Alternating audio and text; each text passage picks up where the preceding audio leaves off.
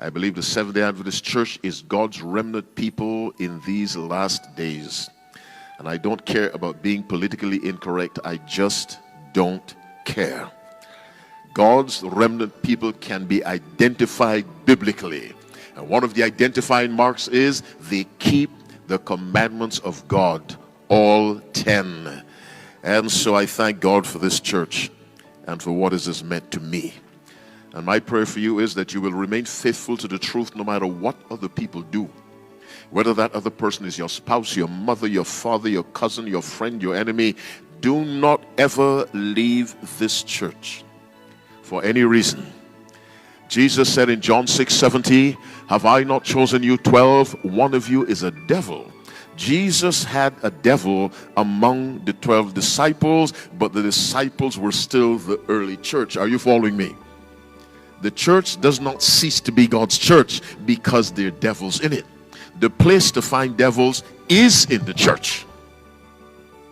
Devils don't waste time going to the casino and to bars and to whorehouses. The devil already has those places. The devils come to church. And so even though your pastor may be a well-dressed hypocrite, you are still in God's remnant church. Are you following me? It is still.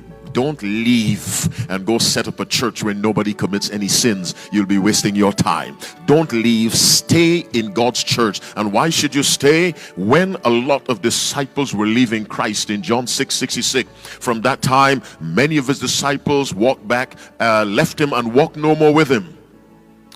And Jesus said to the 12, will ye also go away? Simon Peter answered, said to him, Lord, to whom shall we go?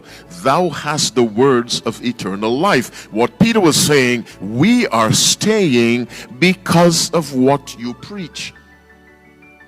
Not because you have a building, because Christ had none. Not because the members drive Mercedes-Benz and Lexus and BMWs. No, we are staying because of what you preach.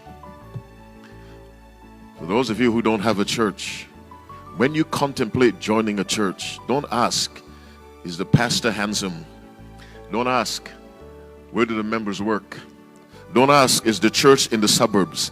Ask, what do they teach? And what they teach must correspond with, thus saith the Lord. If they do not teach, thus saith the Lord, you will simply be enjoying a social experience, not a worship experience. Because the foundation of worship is obedience. What did God say to Saul with Samuel as his spokesperson? Hath the Lord as great delight in burnt offerings and sacrifices? That's worship. As in obeying the voice of the Lord. Behold, to obey is better than sacrifice. Keep your special music. Obey me. Keep your large offering. Obey me. Obedience is better than sacrifice. And let me say one other thing that may cause you a little concussion.